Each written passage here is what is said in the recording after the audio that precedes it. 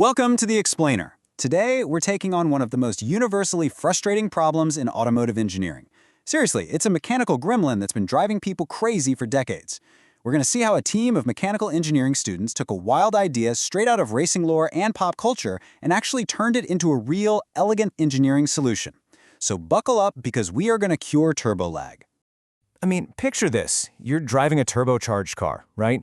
You see this perfect opening in highway traffic, or maybe you're exiting a really sharp corner on a back road. You plant your foot firmly on the gas pedal. You're bracing yourself for that immediate surge of power, and nothing. You just wait. For 1, 2, maybe 3 agonizing seconds, the car feels completely gutless, and then bam! All the power hits you at once, snapping your head right back into the headrest. That visceral and incredibly annoying delay, that's exactly what we're solving today. Okay, let's really dive into this. On a mechanical level, what you're feeling there is known as turbo lag. Basically, it's the time delay of boost response right after you mash that accelerator. You see, unlike a supercharger, a turbocharger isn't driven by a belt attached to the engine. It's actually driven by hot exhaust gases. So when you hit the gas, the engine has to burn more fuel to create more exhaust, which then has to travel through the manifold, fight the actual physical weight and inertia of the turbo's blades, and spin them up super fast to compress the air coming in. And, well, all of that just takes time. Now, if you're a fan of car culture, you might actually know some of the, let's say, extreme ways people have tried to beat this delay. In the legendary anime Initial D, the guys on Team Emperor ran Mitsubishi Lancer Evos with something they called a misfire system. Out in the real world of rally racing, this is known as a bang-bang system. It literally dumps raw fuel straight into the scorching hot exhaust manifold so it explodes before it even reaches the turbo. This keeps the turbine spinning even when the driver's off the gas. It sounds absolutely incredible, spinning flames and popping like crazy, but it absolutely destroys the turbocharge on the exhaust valves in no time at all. So for drivers who don't want to literally blow up their engines, they've had to rely on these crazy manual workarounds. One is anticipatory accelerating, which is basically just guessing. You hit the gas a few seconds before you actually need the power. Good luck with that. The other is left foot braking. This is where you keep your right foot pinned on the gas to keep the turbo spooled up, while literally riding the brakes with your left foot to keep the car from flying off the road. The physical toll here is just immense. You're basically roasting your brake pads just to keep the turbo awake. Section 1. A century of forced induction. You know, the whole idea of cramming extra air into an engine is actually older than the modern car. Back in 1860, the Roots brothers patented an air mover for industrial blast furnaces. By 1878, Douglas Clark was already testing superchargers on 2-stroke engines. But the real game changer for us happened in 1905, when a Swiss engineer named Alfred Bucci patented the exhaust-driven turbocharger. And get this, its first major success wasn't even in cars, it was in the sky. In 1918, they tested a turbo on a V-12 aircraft engine at 14,000 feet up on Pikes Peak. They proved it could completely eliminate the massive power loss airplanes suffered in thin, high-altitude air. Pretty wild, right? And this brilliantly illustrates that mechanical leap. Think about a standard, naturally aspirated engine. It relies entirely on the downward stroke of the piston to create a vacuum and suck air in. But with the modern turbocharger, it's a totally different beast. You've got this hot, highly pressurized exhaust gas spinning a turbine wheel. That wheel is connected by a shaft to a compressor wheel on the other side, which sucks in fresh outside air, squeezes it tight, and literally forces it right into the engine. And the entire point of all that complex plumbing? Volumetric efficiency. At the end of the day, an internal combustion engine is just a big air pump that runs on explosions. If you can use a turbo to pack a massive amount of dense air into those cylinders on every single intake stroke, the engine's computer can add way more fuel. And obviously, more air plus more fuel equals a much bigger bang, giving you significantly more power out of a relatively small engine block. Section 2. The mathematical reality of lag. Now it's really interesting when we look at the data from this research thesis is how clear the problem is. Imagine mapping out the delay.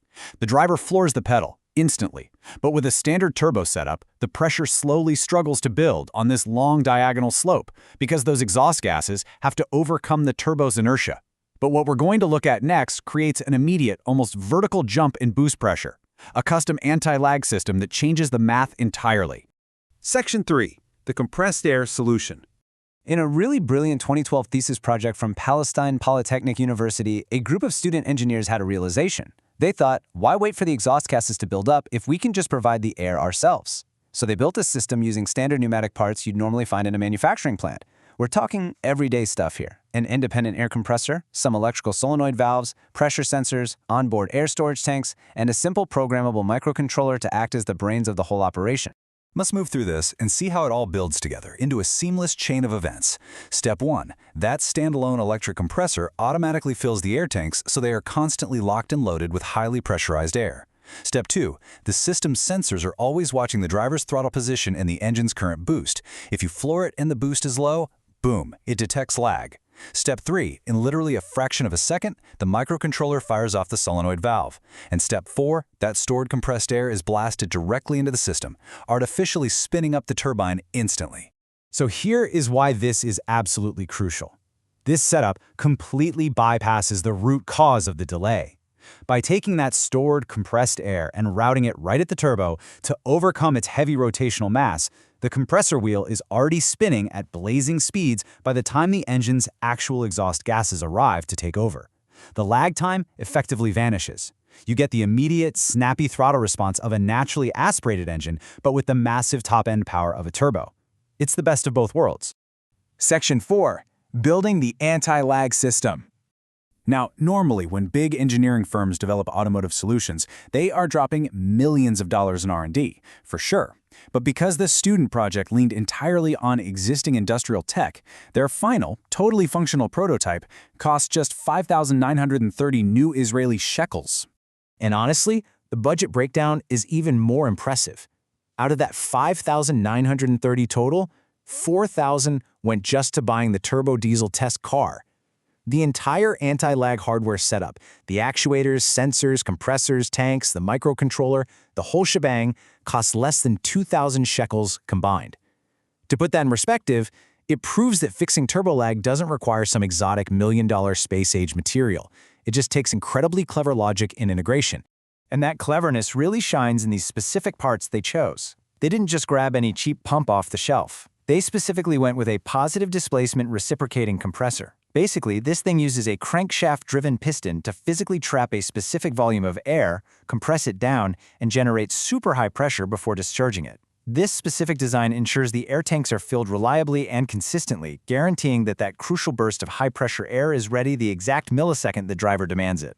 So, by mashing up industrial factory pneumatics with precise microcontrollers, these students effectively cured a century-old mechanical problem. And they did it without melting their engines or roasting their brakes. It gives you the power exactly when you ask for it. It really leaves you wondering, though, as we continue to push the absolute limits of mechanical engineering, what other frustrating, invisible delays in our everyday machines are just sitting there waiting for a clever, inexpensive solution to wipe them out completely. Think about that the next time you put your foot down on the gas. Thanks for hanging out with me for this explainer, and keep questioning how the world around you actually works.